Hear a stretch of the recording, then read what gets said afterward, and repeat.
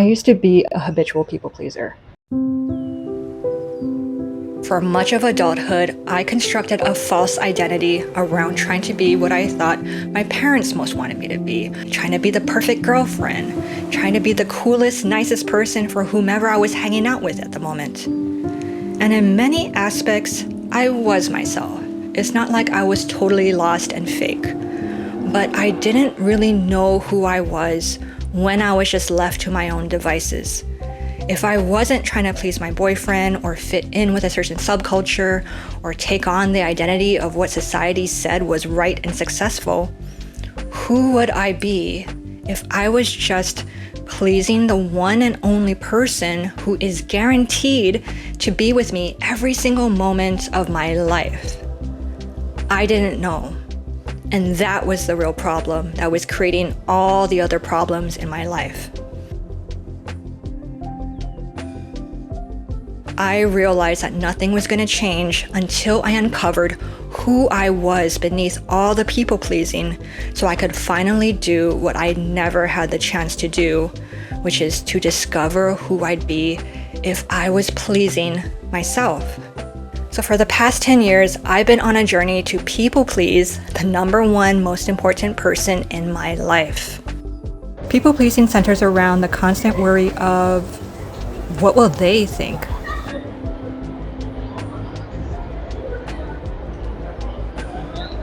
While people pleasing myself centers around the concern of what will I think?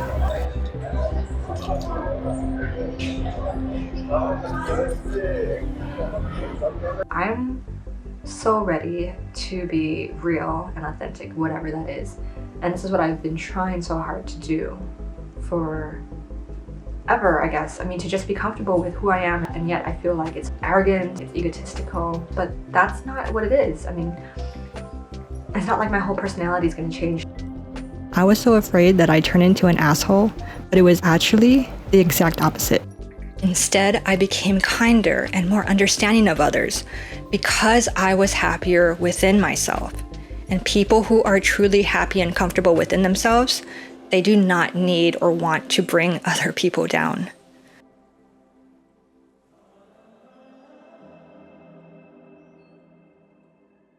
So how do you people please yourself?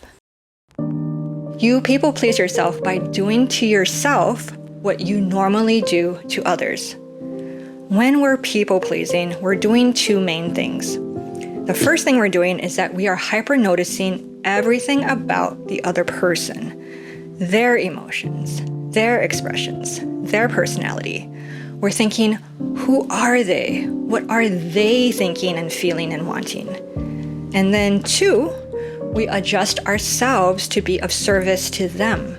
We carefully choose our words, our expressions, and our actions in order to make them think better of us.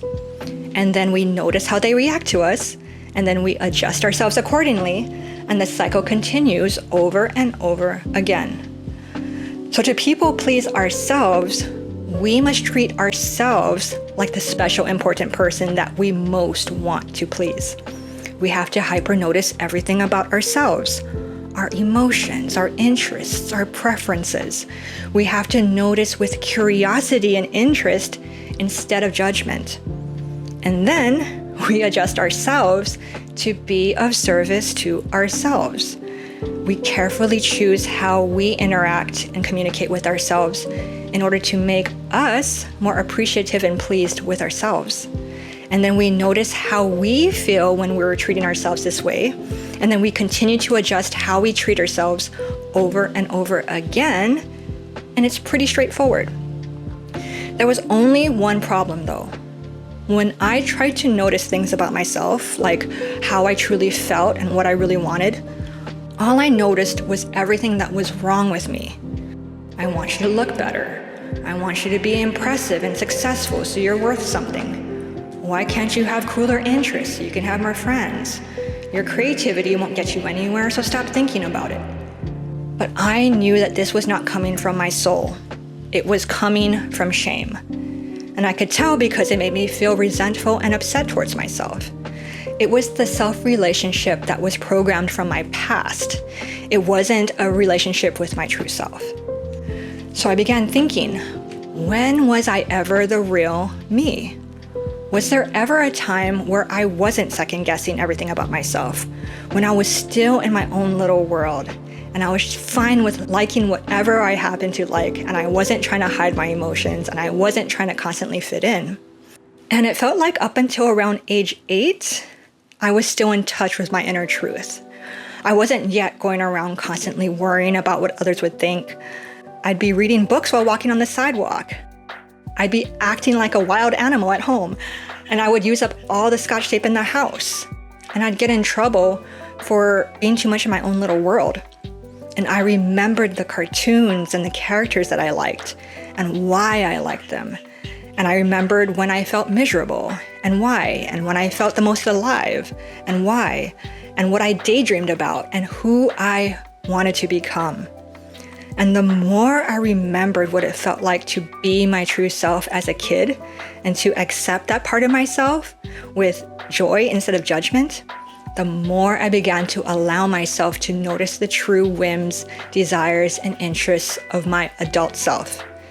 I began to pay attention when something caught my fancy, and the rare moments where I felt free and comfortable in my own skin, and when I genuinely felt inspired. These were my emotions, my expressions, my values, my interests, my tastes, my personality. This was the stuff that feels inexplicably true to me, without anyone else telling me how I'm supposed to be.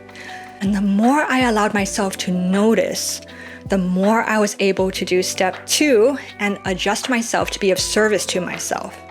What kind of relationship would she truly feel happy in and benefit the most from? What would that dynamic be?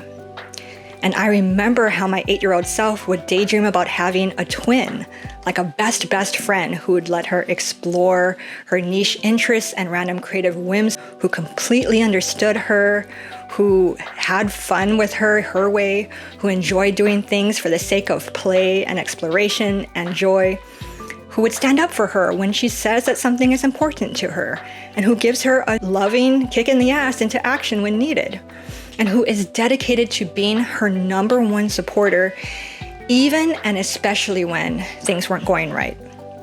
And I realized that best friend twin was supposed to be me in my relationship with myself. Because if I could be that one person who encouraged the full expression of myself, who understood myself through and through and brought the fun partner in crime energy, I probably wouldn't be so desperate to try to fit in everywhere else. So instead, I began going through my day thinking, what does she think? What does she most need right now?